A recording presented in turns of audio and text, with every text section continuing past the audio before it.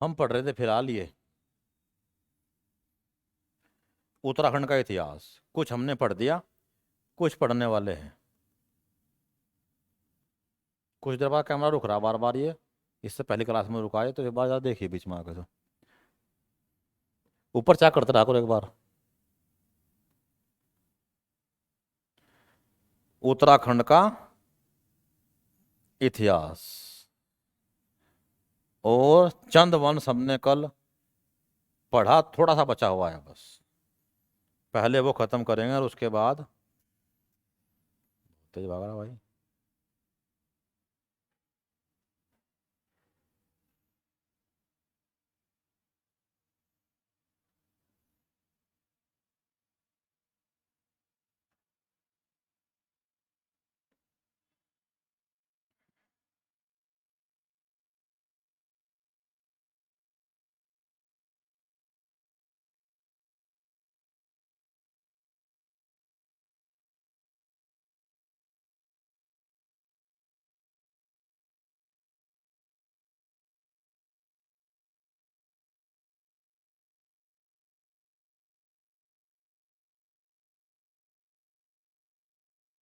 जी हाँ, हम कल थे कि चंद राजवंश खत्म हो गया और चंदों का प्रशासनिक ढांचा हमने कल पढ़ा।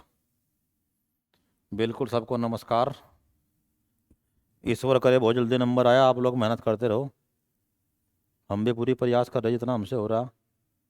नमस्कार सुभाष जी। चंदों का प्रशासनिक ढांचा,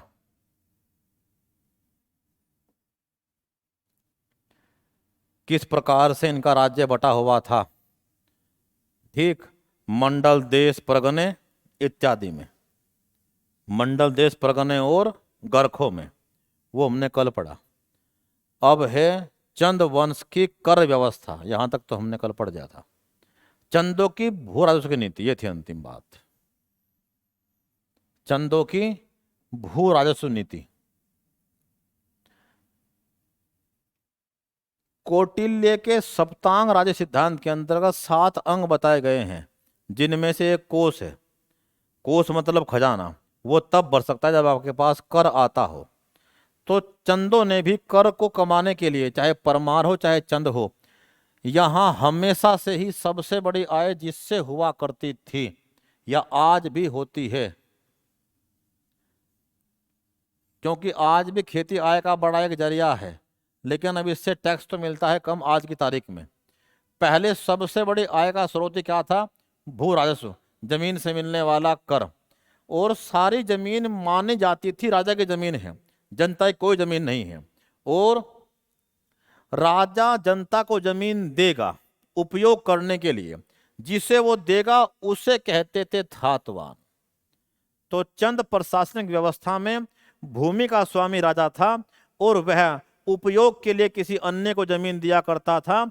जिसे जमीन दिया करता था उसे थातवान कहते थे। ठीक, ये थातवान अलग अलग प्रकार के होते थे। जैसे किसी सेना के आदमी ने कोई बड़ा काम कर दिया युद्ध में, सेनापति ने, किसी सैनिक ने, तो उसे उपहार स्वरूप जमीन दे दी, ठीक, तो उसे कहते थे रोत भूमि। रोत भूमि जो सैनिकों को पुरस्कार के रूप में मिलती थी। मंदिरों को अगर भूमि देनी हो दान में कि इस जमीन का लगान इस मंदिर को मिलेगा, तो कैलाश मानसरोवर यात्रा मार्ग पर जो मंदिर थे उन्हें भूमि किसमें दे दी गई? दान में। जिस भूमि को बोलते थे गूट भूमि। यहां से मिलने हुई लगान, यहां से मिली हुई लगान, वहां के पुजारी जो श्रद्धालु मंदिर में आते उनके रहने और खाने की व्यवस्था में खर्च करते थे। गढ़वाल में इसे बोलते थे अग्रहार। क्या? अग्रहार। मंदिरों को दान में दी जाने वाली भूमि जिसकी लगान राजा ने छोड़ दी और किसने लेनी शुरू कर दी? मंदिर ने। और वो व्यवस्था कर रहा है श्रद्धालुओं के रुकने खाने पीने की। जैसे आज होटल है, उस समय होटल नहीं हुआ करते थे, ठीक क्या? और 4 धाम यात्रा में जितनी भयंकर भीड़ आज है उतनी भयंकर भीड़ नहीं हुआ करती थी। ये अपने समस्त जीवन के सारे महत्वपूर्ण कार्य समाप्त करने के पश्चात भगवान के लिए यात्रा हुआ करती थी।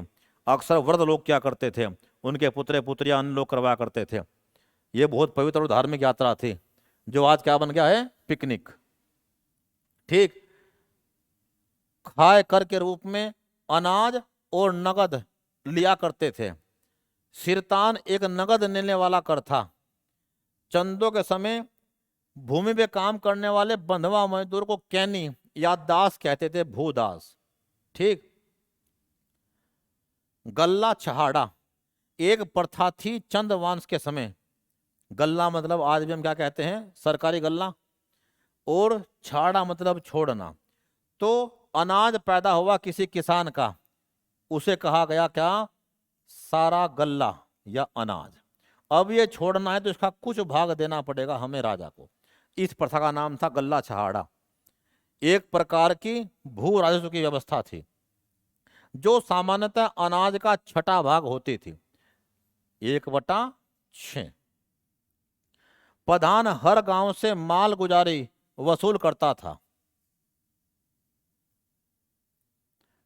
ठीक, भूमि मापने के लिए इकाई, नाली, ज्वेला, अधाली, मासा ये प्रचलित थी। ठीक, अगली बात,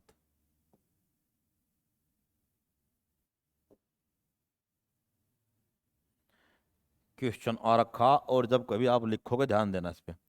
चंदों के समय 36 राजकर थे जिन्हें छत्तीसी कहा करते थे। चंदों के समय सभी करों के नाम 36 रकम 32 कलम थे। इसकी टिप्पणी आ सकती है, तैयार रहना। लोअर व अपर दोनों में ही 36 रकम 32 कलम। चंद काल में टोटल 68 कर थे, जिसमें 36 कर कहां लग रहे थे, राजा के द्वारा। अलग अलग काम के कर थे, राजकर। ठीक, अब ये कर कौन कौन से थे जो मुख्य थे। नंबर 1 सिरती, नगद कर था कैश के रूप में। पराये माल क्षेत्र, भाबर और भोटिया व्यापारियों से वसूल करते थे। क्या मसला था, एक शासक हुआ है बाज बहादुर चंद, और बाज बहादुर चंद ने तिब्बत के व्यापारियों को लगातार लोग लूट रहे थे, परेशान कर रहे थे। इसने हमला करके इनके व्यापार को सुगम बना दिया, लेकिन बदले में उनसे सुरक्षा के बदले एक नगद कर व्यापारी लेना शुरू कर दिया। व्यापारियों से एक नगद कर लेना शुरू किया, जिसका नाम था सिरती। तो अक्सर व्यापारी दिया करते थे। जूलिया, नदी पुलों पर लगने वाला कर, जिसे सांगा भी कहते थे। कुछ करोगे तुम नाम लोगे, या ऐसा हो सकता है ये टिप्पणी में आ जाए, या वो पूछ ले चंद वंश के कर उदाहरण से पेश कीजिए। ये सवाल आ रखा है। चंद राजवंश के प्रशासन व कर व्यवस्था पर प्रकाश डालिए। चंद राजवंश के सवाल आ रखा, मोस्ट इंपोर्टेंट है। चंद राजवंश के प्रशासन व कर व्यवस्था पर प्रकाश डालिए, या क्या बोलेगा, वर्णन कीजिए उदाहरण सहित। तो आपको करो के नाम भी बताने हैं कि चंद वंश का ऐसे उदय हुआ कुमाऊं में, और उनका प्रशासन इस प्रकार का रहा। मंडल, देश, परगना, अधिकारियों को उसके नाम बताओगे आप, और फिर बताओगे कर व्यवस्था कि ऐसी तीनों कर व्यवस्था। ठीक, जिनके उदाहरण ये हैं। कर व्यवस्था में सबसे प्रमुख करों में से एक क्या था, भू राजस्व कर। इसके अतिरिक्त अन्य कर भी थे। सिरती, जूलिया, राखिया, रक्षाबंधन व जनेऊ संस्कार के समय लेने वाले कर। मांगा, युद्ध के समय लिया जाने वाला कर। क्या होता था, मांगा नाम तब पड़ा, या तो आपका बड़ा बेटा युद्ध में जाएगा, उसे सरकार ने मांग लिया, या उसके बदले में आपको देने पड़ेगा पैसे। तो क्या था, युद्ध के समय लिया जाने वाला कर, खैनी। कपिलिनी, कुली बेगार कर, यानी कुली बेगार के नाम पे कर लिया जाएगा आपसे टैक्स। अगला, बेकर, अनाज के रूप में दिया जाने वाला कर। कट, सेना के लिए ले जाने वाला कर, खास तौर से खाने इत्यादि के लिए, कट। टांड कर, कोई भी बुनकर या काम करता हो सूती वस्त्रों का, उससे लिया जाने वाला कर। बुनकरों से लिया जाने वाला कर, टांड कर। मिजारी, कामगारों से लिया जाने वाला कर, जो कामगार हो, कोई भी हस्त के दस्तकार या कुछ भी अन्य। साहू, लेखक को देकर, जिसे सावली भी कहा जाता है। रतंगली, मुनाकोट ताम्रपत्र में वर्णन है, लेखक को देने वाला कर। कूत, नगद के बदले दिया जाने वाला अनाज, हमें नगद देना, मान लिया कोई सामान 1/8वां हिस्सा कुछ, तो उसके बदले आप अनाज दे दो, उसे कहते थे कूत कर। भेंट, राजा राजकुमारों को दी जाने वाली भेंट। चंद राजवंश में इतने कर थे कमाल, यानी जो गिफ्ट देना राजकुमार को उसका टैक्स लगेगा आम जनता पे, तो वो उससे वसूल करेंगे। सीकदार, नेगी, परगना अधिकारी को दिया जाने वाला कर। परगने के जो अधिकारी कहे थे हमने पढ़ रखा, इनके ऊपर सबसे बड़ा तो कौन? राजा, उसके नीचे कौन है? मंडल, देश और परगना। राजा, मंडल, देश और परगना। और परगने के अधिकारी कौन थे? 2 प्रकार के। जो नागरिक अधिकारी है, सिविल ऑफिसर, उसका नाम क्या है? नेगी या सीकदार। और जो कौन सा अधिकारी? जो अधिकारी है सैन्य अधिकारी, उसका नाम है बख्शी। तो इनको जाने वाला कर, सीकदार या नेगी कर, परगना अधिकारी को कनक। सोका व्यापारियों से स्वर्ण धूल, तिब्बत के अंदर बहुत बड़ी मात्रा में नदियों में डस्ट पार्टिकल मिलते हैं सोने के, तो तिब्बत के व्यापारी उसे लेके आया करते थे सोने को, जिसकी यहाँ बड़ी डिमांड थी। ठीक, तो उससे वो धूल लिया करते थे, जिसे पिघला के सोना बनाया करते थे, उसका नाम था कनक। सोका भोटिया लोग हैं हमारे, सोका व्यापारियों से स्वर्ण धूल के रूप में लिया जाने वाला कर। डाला, गांव के सयानों को देने वाला कर, सयाना मतलब प्रधान। मोह, हर परिवार पर लगा हुआ कर, यानी जितने परिवार होंगे उन पे कर लगेगा। भात, बड़े उत्सवों में भात की दावत पर लगने वाला कर। बताओ कितना खतरनाक मामला है, यानी हर बात का कर यहां पे भात कर। घराटों पर लगने वाला कर, जो घराट चलते हैं, बिल्कुल। नयों वाली कर, न्याय पाने के लिए भी कर देना पड़ेगा, नयों वाली।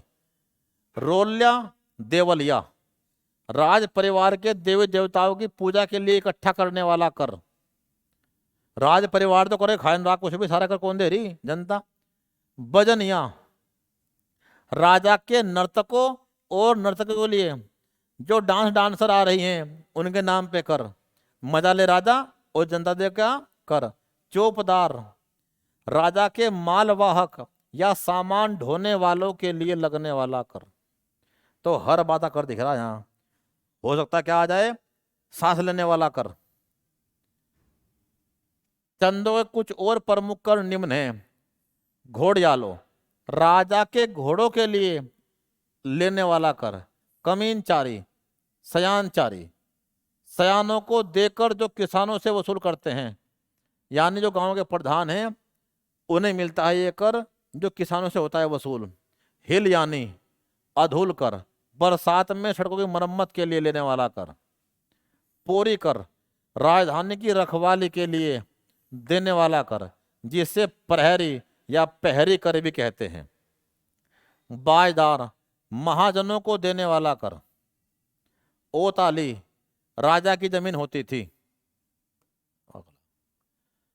चंदों की सामाजिक व्यवस्था, हमने प्रशासन, कर व्यवस्था, इनका भू राजस्व और इनकी सामाजिक व्यवस्था, सब ने हमें कर याद करने, हमें कुछ कुछ याद करने जो हमें याद रह जाएं। सब तो किसी को याद रहने नहीं, हम तो मेंस हमारे सामने हैं। मेंस में तो हमें शब्दों का रूप देना है और उदाहरण के रूप में कुछ कुछ बातें कहने जो हमें याद क्लिक करेंगे वहां पे। ठीक, कुछ कर याद कर लो, हो सकता है इनमें से कहाँ आ जाए कोई टिप्पणी में। चंद राजा चंद वंशीय राजपूत थे। कत्यूरी राजाओं का मूल निवास राजस्थान था। कुछ फैक्ट है, कुछ नहीं, मैं इसको मतलब नहीं। ये है सामाजिक व्यवस्था। कुमाऊं में ब्राह्मणों के 3 वर्ग बनाए चंदों ने, चौथानी, पंचबीड़िया और खस ब्राह्मण। राजपूत भी 2 प्रकार के थे, आर्य राजपूत और खस राजपूत। खसों को भी आर्य कहा गया है। वैश्य वर्ग के लिए साहू का उपयोग होता था। कुमाऊं में उत्कीर्णक का काम सुनार व टमटा समुदाय करता था। पोरी राजमहल की चौकीदारी करते थे। इनके बने हुए प्रमुख किले, एक रीडिंग मार दियो, चलते हैं आगे। चंद्रवंशी किताबें और अन्य फैक्ट बस। अब देखते हैं आगे। अब हमने इतनी बात पढ़ी क्या कि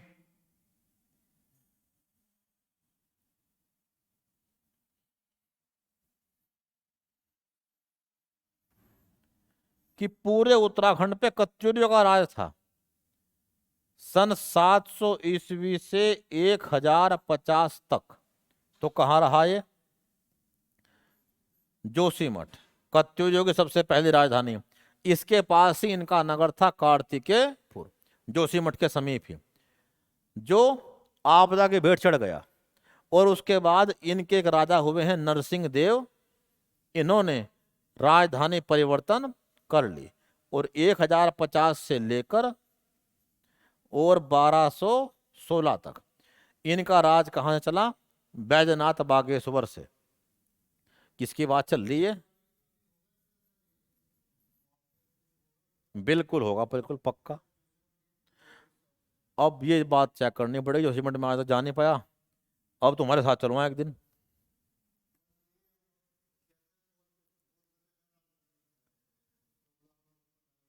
तो बिल्कुल आम जनता के बारे में इस प्रकार की बातें कम करा रखी, वहाँ संजो रखी हूँ। किताबों में बातचीत है, रियल में वहाँ बहुत कम चीज़ें मिलेंगी, क्योंकि पहाड़ एक ऐसी जगह है जहाँ पे चीज़ें टूटती फूटती रहती हैं।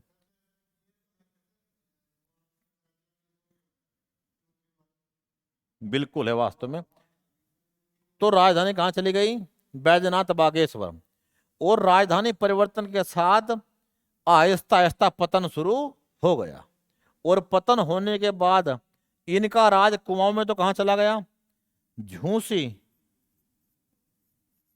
इलाहाबाद, प्रयागराज के समीप के रहने वाले सोमचंद ने कुमाऊं में तो चंद राजवंश की स्थापना की, जिनके राजा कीर्ति चंद ने इस चंद राजवंश को संपूर्ण उत्तराखंड तक फैला दिया, कुमाऊं वाले हिस्से तक।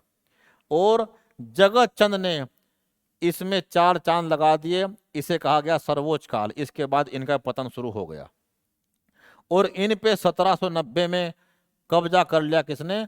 गोरखाओं ने।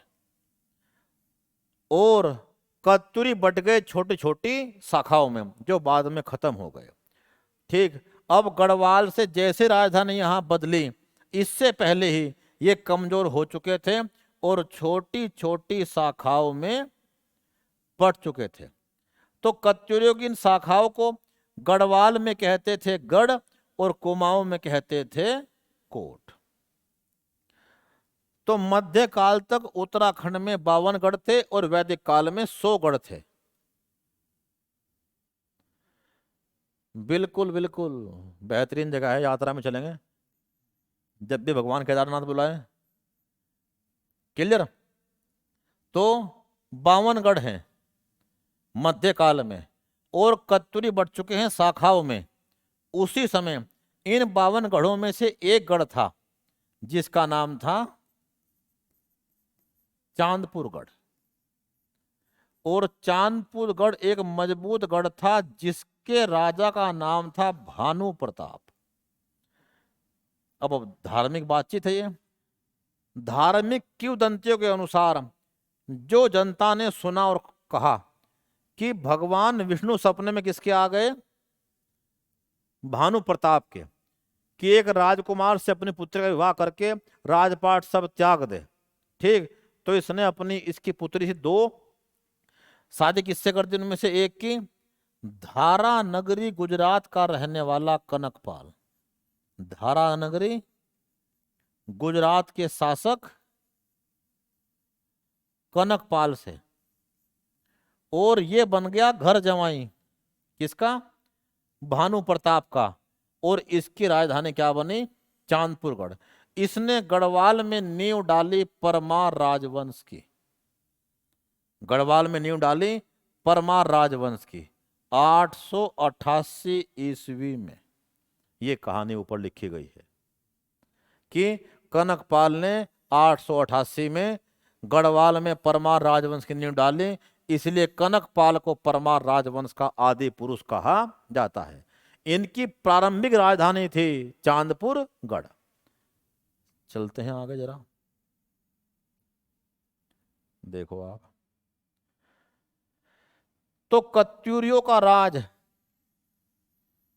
कत्यूरियों का राज अब दो भागों में बट गया। गढ़वाल में तो एक नई शक्ति पनपना शुरू हो गई जिसका नाम था परमार राजवंश, जिनकी पहली राजधानी थी चांदपुरगढ़। चांदपुरगढ़। और यहां राज पनपना शुरू हो गया किसका? सोमचंद का। हम पूरा पढ़ चुके हैं इसे तो। और भविष्य में इसके अगले राजाओं ने, जिनमें से एक का नाम क्या आया? कीर्तिचंद पहला शासक था जिसने चंद राजवंश को संपूर्ण कुमाऊं तक फैला दिया, और जगत चंद ने इसे तिब्बत तक फैला दिया। ठीक। अब परमार राजवंश इधर ये काम कर रहा था। इधर तो कौन था वो सबसे बड़ा उस समय का जिसने सारे कुमाऊं में कब्जा किया? कीर्तिचंद। और यहां इनके एक के बाद एक राजा हुए, और पहले 36 के तो खाली नाम है, इनके 37वें राजा हुए अजयपाल। अजयपाल ने सभी 52 गढ़ जीत दिए। अजयपाल ने सभी 52 गढ़ जीत दिए और गढ़वाल को एक कर दिया। और इसकी सीमाएं कहां तक ले गए? आज की सतलज नदी तक। और सारे 52 गढ़ एक कर दिए। अब चूंकि राजधानी एक कोने में है और राज फैल गया है बहुत बड़े लेवल पे, तो वो राजधानी पहले कहां लेके आए? नीचे। चांदपुरगढ़ से इनकी पहली राजधानी थी चांदपुरगढ़। चांदपुरगढ़ से पहले राजधानी लेके आए कहां? देवलगढ़, सन 1512 में। और उसके बाद लेकर आए कहां? श्रीनगर। घोषणा हुई 1515 में, 2 साल राजधानी बनने में लगे 1517 में। अब एक सवाल बहुत बाजी पूछ लिया सुभाष मटपाल जी ने। सनों को लेके बहुत बड़ी डिबेट है, तो आप सन ना ही लिखे तो अच्छी बात है। सेम क्वेश्चन है रेणु का भी। जब 1050 में, जो क्वेश्चन आपका वही क्वेश्चन मेरा है, लेकिन इतिहासकार उथल पुथल है इस मामले में। क्वेश्चन सुनो जरा तुम पहले तो, जब किताब पढ़ोगे क्या दिक्कत आने वाली है। 700 ईस्वी में, 700 ईस्वी में यहां कत्यूरी राजवंश आया और उसने 3 सदी तक राज कहां किया? गढ़वाल से 1050 तक। हालांकि वो बाद में शाखाओं में बढ़ता चला गया, ये बात मानने लायक है और माननी है, लेकिन सन को लेकर डिबेट है। हमने इसकी बात सत्य मान ली, 700 ईस्वी ही है और इसने 1050 तक राज किया। जब अभी इसका राज चल रहा है 1050 तक, तो यहां इतना बड़ा गढ़, जोशीमठ के पास की बात चल रही है, ज्यादा दूर कौन नहीं है? चांदपुरगढ़, बिल्कुल चमोली की बात चल रही है। तो यहीं एक और राजवंश पनप रहा है और वो राज्य विस्तार कर रहा है, तो इसका मतलब कर तो रहा है, लेकिन डेट एक मत नहीं है, इनके सन एक मत नहीं है। अगली बात, जब हमने किताब में फिर पढ़ा दोबारा से कि 700 ईस्वी में कौन आ गया यहाँ पे? सोमचंद। बहुत बढ़िया। 700 में तो अभी कौन आके निपटे? कत्यूरी। और 700 में कौन आ लिया? तो सनों को लेकर डिबेट है। आपको स्टार्टिंग में कब तक? सन 1500 के बाद तो कोई डिबेट नहीं है, सब स्पष्ट है बाकायदा एकदम। तो 1500 से पहले सनों को लेके डिबेट है। जो हमने लिखे हुए लगभग सर्वमान्य है, काफी अच्छी किताबों का सार है ये, ठीक है। अजय रावत वगैरह और अन्य जो अच्छी किताबें हैं उनमें सन ठीक ठाक दे रखे हैं, लेकिन वो भी इस बात को स्वीकार करते हैं कि प्रारंभिक तिथियां चंद राजवंश की और किसकी, परमार की, विवादित है। अलग अलग इतिहास ने अलग अलग मानते हैं, बिल्कुल सत्य है। इन पे क्वेश्चन मार्क हम भी उठाते हैं, लेकिन कोई डेट लेके समझाना पड़ता है बातचीत। तो जो सर्वमान्य है अच्छी किताबें हमने वो ले रखी हैं फिलहाल। 1500 के बाद बिल्कुल ओके है, राजधानी कब बनी, कहां आए इत्यादि। तो ये तो चले गए क्या, खत्म होते। इनके स्थान पे एक नई शक्ति कहां उदय हुई, गढ़वाल में तो परमार राजवंश और कुमाऊं में चंद राजवंश। ठीक, राजधानी कहां चली गई, चांदपुरगढ़ से पहले कहां, देवलगढ़ और फिर श्रीनगर। तो इनका एक राजा हुआ है परमार राजवंश का, जिसका नाम था सालीपाल। क्या नाम, सालीपाल। उसने ही 600 ईस्वी के आसपास, अब सुनो कहानी, कितनी बड़ी गलती कर रखी है इतिहासकारों ने। परमार राजवंश का उदय हुआ 888 ईस्वी में, 600 में यहां है तो नहीं है। और किताब में लिखा मिला कि 7वीं सदी में अर्थात 600 ईस्वी के आसपास परमार राजा सालीपाल ने शुरू कर दी, क्या, नंदा राज जात यात्रा। जिसे पहले करते थे तो उसके बाद सत्य यहां कर दी, लेकिन बस सन हटा दो उसमें से। आप बिल्कुल ओके। नंदा राज जात यात्रा शुरू करवाए सालीपाल ने किताबों के अनुसार। ठीक, अति धार्मिक यात्रा है, इससे पहले भी होती होगी, लेकिन लिखित प्रमाण कहां से है, सालीपाल से। और पहले कहां से हुआ करती थी, चांदपुरगढ़ के राजकुमार किया करते थे। जब इनकी राजधानी बदल गई, चांदपुरगढ़ से कहां आ गई, देवलगढ़, तो फिर यही काम इन्होंने अपने परिवार के ही अन्य राजकुमारों को दे दिया। किसे, आज की तारीख में कासुआ गांव के राजकुमार करते हैं नंदा राज जात यात्रा का आयोजन। ठीक, तो इसी में चलते हैं आगे, बस कुछ बातें आने वाली। तो गढ़वाल का परमार राजवंश पढ़ रहे हैं। स्थापना 888 ईस्वी कनकपाल के द्वारा, वो इनका आदि पुरुष। और 37वीं राजा अजयपाल ने सभी गढ़ जीत दिए, सतलज से लेकर और कहां, अलकनंदा तक के क्षेत्र। और परमार राजवंश का विस्तार किया। अजयपाल के समय कहावत प्रचलित हो गई, अजय गढ़ो सीमा, कि गढ़वाल की सीमाओं गढ़ने वाला कौन, अजयपाल। अजयपाल, इसे कहा गया गढ़पति। गढ़वाल शब्द सबसे पहली बार प्रयोग किया था मोलाराम ने। किसने, मोलाराम ने। उसके पहले क्या नाम, गढ़पति। गढ़वाल की सीमाओं गढ़ने वाला कौन, अजयपाल। और अपना चौतरफा राज फैला दिया। सब कुछ जीत के इसके मन में वैराग्य आ गया और इसने राजपाट सब छोड़ दिया और नाथ संप्रदाय अपना लिया। नाथ संप्रदाय अपना लिया। इसीलिए अजयपाल को गढ़वाल का अशोक भी कहा गया है। सब कुछ जीत के सब त्याग देना और शांति का मार्ग अपना लेना, गढ़वाल का अशोक। कौन, अजयपाल। परमार राजवंश का वास्तविक संस्थापक, जिसने इसे कहां पहुंचा दिया, पूरे गढ़वाल क्षेत्र में। और दो कौन थे, समकालीन, इधर तो कीर्ति चंद, इधर कौन, एक और कीर्ति चंद और एक और अजयपाल। दोनों थे एक दूसरे के समकालीन। बिल्कुल, सबको नमस्कार तिवारी जी। चलते हैं आगे। परमार राजवंश। परमार राजवंश के इतिहास की जानकारी अभिलेखों से, साहित्यिक ग्रंथों से, परमार राजाओं की वंशावलियों से मिलती है। ठीक, संस्थापक कौन कहा गया है, कनकपाल। हमने सारी बात पढ़ दी फिलहाल। ठीक, परमार राजवंश के संबंध में जानकारी मिलती है क्या, मुगलों के बहुत सारे ग्रंथों से, जहांगीरनामा, शाहजहांनामा, तारीख है बदायूनी। कहाँ रखा था क्वेश्चन, अपर पीसीएस, कि निम्न में से किससे उत्तराखंड की जानकारी नहीं मिलती इतिहास की, बाबरनामा से नहीं मिलती। कनकपाल। कौन? सबसे पहला राजा। वहां से हमने कहां तक की बात पढ़ी अभी? अजयपाल तक की, लेकिन बीच में कुछ और थे, अब पढ़ेंगे जरा आराम से।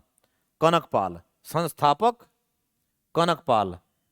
सभासार ग्रंथ में इस बात का उल्लेख इसके सुदर्शन साहा ने गढ़वाल के राजाओं का इतिहास लिखा है, ठीक, उसमें इसका उल्लेख है। इसका उपनाम है भोगदत्त। गुजरात का शासक, भानु प्रताप की लड़की से विवाह हुआ। पहली राजधानी क्या बनी? चांदपुर गढ़ी। और आदि पुरुष परमार राजवंश का। इससे अगले राजाओं का बस नाम उल्लेख है, जिनके बारे में बहुत कम जानकारी है। हम कुछ के बारे में पढ़ते हैं। सुरपाल या सुरपति। सभासार में सुरपति पाल 15वां राजा हुआ, जिसका सुकुंड अभिलेख मिलता है, ठीक। सोनपाल, भिलंगना घाटी में इसका निवास, गंगोत्री जाने वाले मार्ग का इसमें मिलता है जानकारी।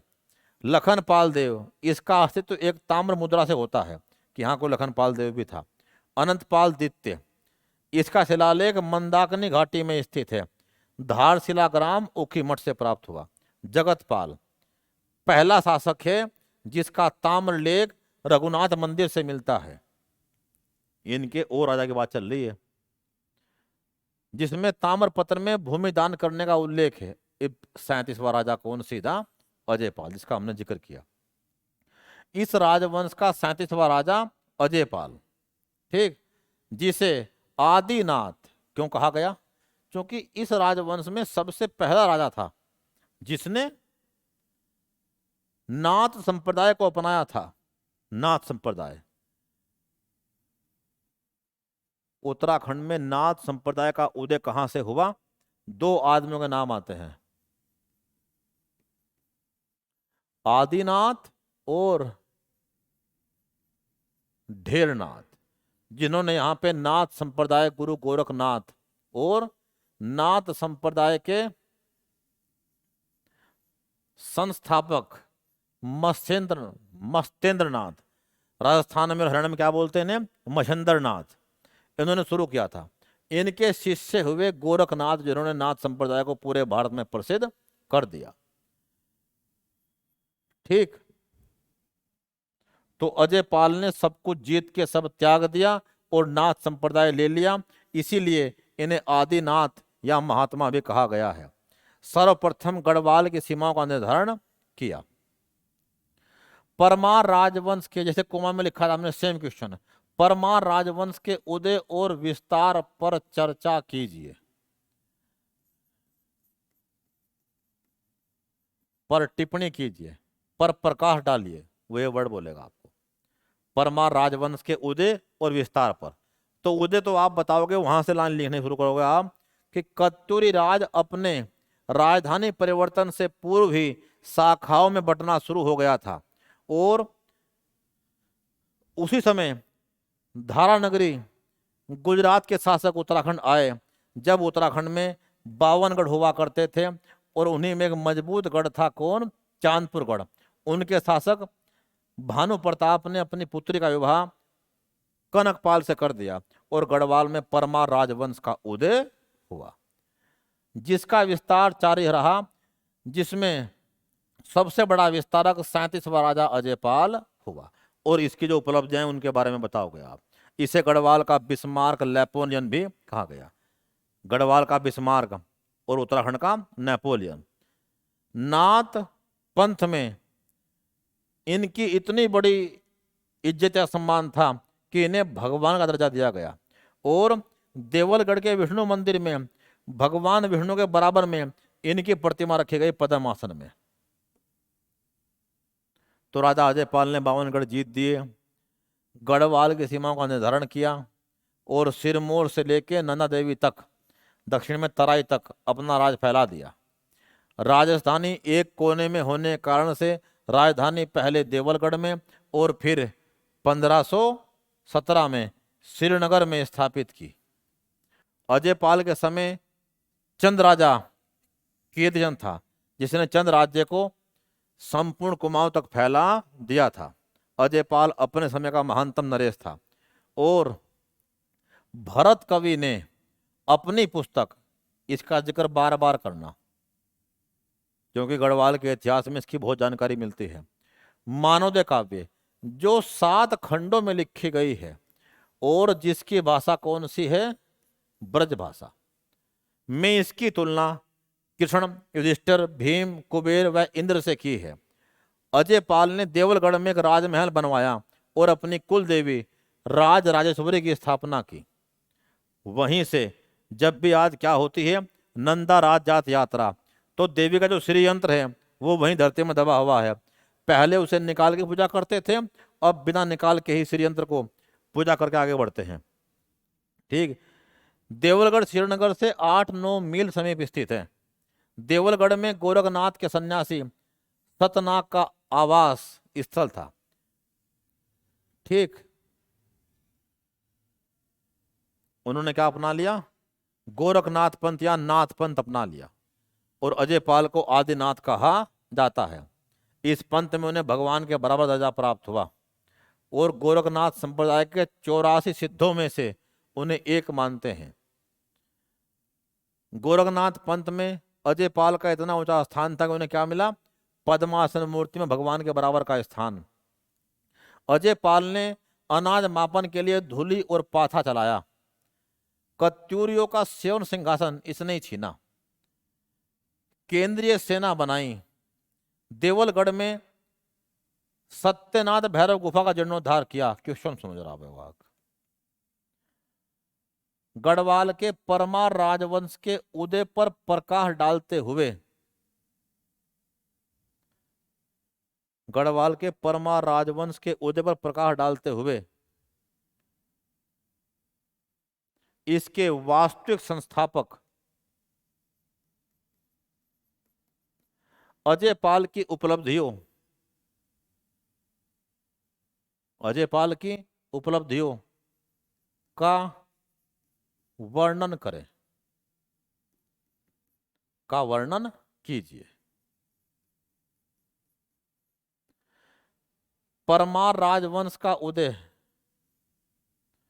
origin of Parmar dynasty and explain the achievements of Ajay Pal. Explain करने अजय पाल ने क्या क्या वर्णन किया था, क्या मसला था। अजय पाल ने बहुत सारी उपलब्धि हासिल की, अब आप उसके बारे में लिखना है। सवाल कितने घूमे, आप इन शब्दों को, इन वाक्यों को एक रूप देना क्वेश्चन का आपको, और तब लिखना है। जितना लिखेंगे उतना आसान होगा आपका। अजय पाल के पश्चात कल्याण शाह राजा बना 38वां राजा कल्याण शाह, और इसके बाद केवल राजाओं का नाम उल्लेख है, सुंदरपाल, हंसदेव, विजयपाल इत्यादि। परंतु मानवदय काव्य के अनुसार अजय पाल का पुत्र कौन था, सहजपाल, जो विवादित है। और सहजपाल के 2 अभिलेख इसकी पुष्टि करते हैं जो देवप्रयाग से मिले हैं 1548 और 61 के। सहजपाल 42वां राजा। सहजपाल ने रघुनाथ मंदिर में घंटी चढ़ाई। सहजपाल के समय गढ़वाल अपनी चरित्रम प्रगति पर था। सहजपाल को ताम्रपत्रों में वीर पुणज्ञ सुखद प्रजा यानी अच्छा राजा और जनता कैसी है, सुखी कहा गया है। बलभद्र शाह, बलभद्र शाह शाह कहलाने वाला पहला शासक था जिसे यह उपाधि बहलोल लोधी ने दी थी, जो फिर क्या है, विवादित। जिस सन की बात चल रही है अगर आप उसे भूल जाएं तो यह बात याद करने लायक है, और सन अगर नहीं भूलते तो दिक्कत है। सन क्या लिख दिया, 1575। और जो बहलोल लोधी है वो कब मर लिया, 1498 में। तो तुम तो क्या नहीं कर रहे, मैच। ठीक क्या। इसमें इतिहासकार इस एरर को क्या मानते हैं कि एरर हो सकती है कि ये संवत हो। एरर क्या हो सकती है, ये संवत हो। तो बस सनों को लेकर डिबेट है, लेकिन हम ये पढ़ते आ रहे हैं किताबों के अंदर ये है कि बहलोल लोधी ने बलभद्र शाह को शाह की उपाधि प्रदान की और परमार राजवंश अब शाह कहलाने लगे। बलभद्र शाह की तुलना भीम से की जाती है, इसे बलराम शाह भी कहा गया है। अब यहां से युद्ध अलग अलग कर लेना, आप जब आप पढ़ोगे इस बातों को युद्ध अलग निकाल लेना जरा। 1581 ग्वालदम बधान का युद्ध, बलभद्र और कुमाऊं के राजा रुद्रचंद के बीच युद्ध कैसा रहा? अनिर्णायक। बधान क्षेत्र, बधानगढ़ी क्षेत्र। गढ़वाल व मुगलों के बीच राजपूत भेजने की, राजदूत भेजने की प्रथा शुरू हुई। इसके बाद कौन आया? मानशाह। 1591 से 1611। अकबर और जहांगीर के समकालीन। यूरोपियन यात्री विलियम फिंच इसके समय यहां आया।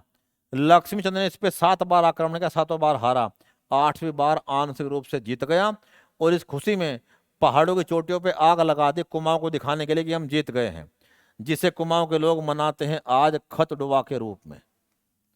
रघुनाथ मंदिर से प्राप्त शिलालेख में मानशाह का उल्लेख है। हरिद्वार की नींव रखने वाला मानशाह।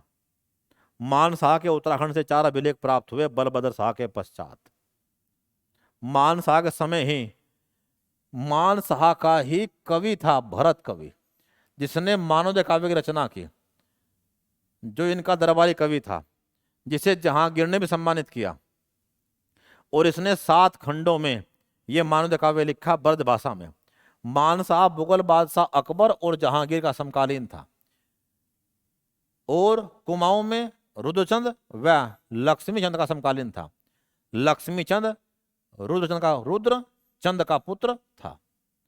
1597 में चंद्रवंश गद्दी पे बैठा और उसने परमार राज्य पे 8 बार आक्रमण किए, 7 बार जीता और 8वीं बार इसकी विजय हुई आंशिक रूप से, जिसमें चंद सेनापति गैंडा सिंह और परमार सेनापति खड़क सिंह मारे गए। मानशाह के समय 1608 से 11 के बीच यूरोपियन यात्री विलियम फिंच भारत आया।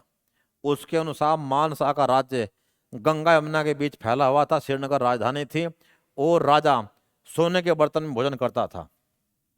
कुमाऊं के आक्रमणों का बदला लेने के लिए मानशाह के सेनापति नंदी ने कुमाऊं की राजधानी चंपावत पर भी अधिकार कर लिया और इसका वर्णन गढ़वाल के राजकवि भरत कवि ने अपनी रचना मानव काव्य में भी किया है।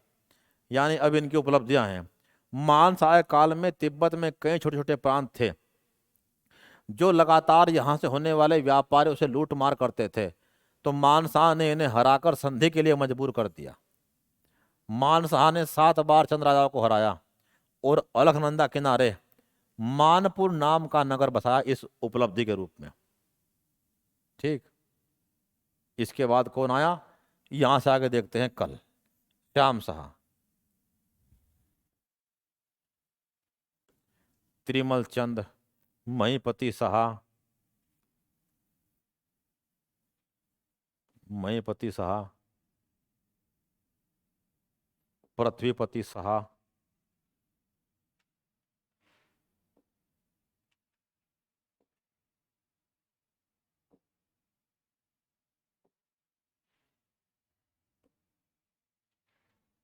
फतेह शाह,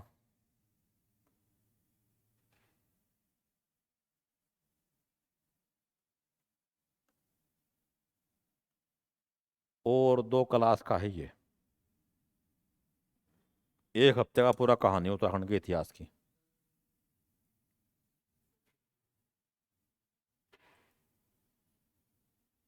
तीन बजे क्लास होगी, जो मैडम की चलती हैं वो करंट अफेयर्स वाला सेक्शन और उसके बाद जो पॉलिटी वाली क्लास है।